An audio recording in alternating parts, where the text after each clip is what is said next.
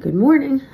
Until I get the proper setup, it's going to be half my head, half my body, and the trusty cabinet. Happy Labor Day.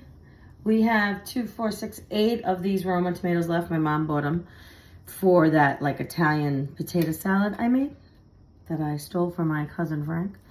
Didn't steal, shared. He shared it with me. So 8 of these, they're already washed, and leftover tomatoes, Italian tomato salad. We have basil, we have parsley I have to chop. And then I have a shallot. I'm gonna slice real thin as the red onion, mild red onion. And so I also have an open white sweet onion. I'm gonna do real thin, like paper thin. And then of course garlic, olive oil, salt, pepper. Anyway, let's start chopping. Okay, you can't see what I'm doing. So, oh, you can a little bit. Wait, there we go. Okay, excellent. So first I cut the ends, and the one with the, the end, like the butt, I cut around it. Don't waste anything. Use everything. So I'm just left with this. And if I like compost it, I'd compost it, but I don't, so it's going in the sink. Garbage disposal. Could save it for other things too, but it's so watery, tomatoes. It's like, don't bother me, bro. Just, you can take the seeds out, etc. But again, don't bother me. Plus, the seeds and the liquid of the tomato is what makes the delicious, like, vinaigrette it makes with all the other ingredients. Like, you don't need a lot of stuff. You could always put like a splash of vinegar, like white or red wine or balsamic, for a little like zing and extra flavor.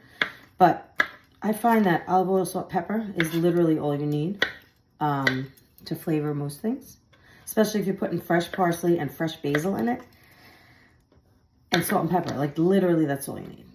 Literally salt and pepper should always be a staple ingredient. And a little bit of salt is muy importante with baking as well, because salt, people think salt, it makes things salty.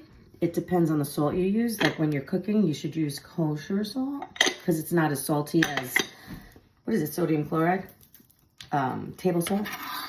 That's like muy salty. So people, if they're not sure, they're like, oh no, kosher. No, that's what you should use when you cook. And like when you make pasta and you salt the water and it tells you on the box, salt the water. You gotta salt the water. That shit should taste like the ocean. Like that's how salty. My cousins, I was talking about it one day, and I think my Connecticut cousins, and they're like, oh no, yeah, you gotta salt that water, because think of it, pasta by itself, it ain't got no flavor. So it's gotta be salty enough that while it's boiling, it penetrates the pasta and gives it flavor. Same with potatoes.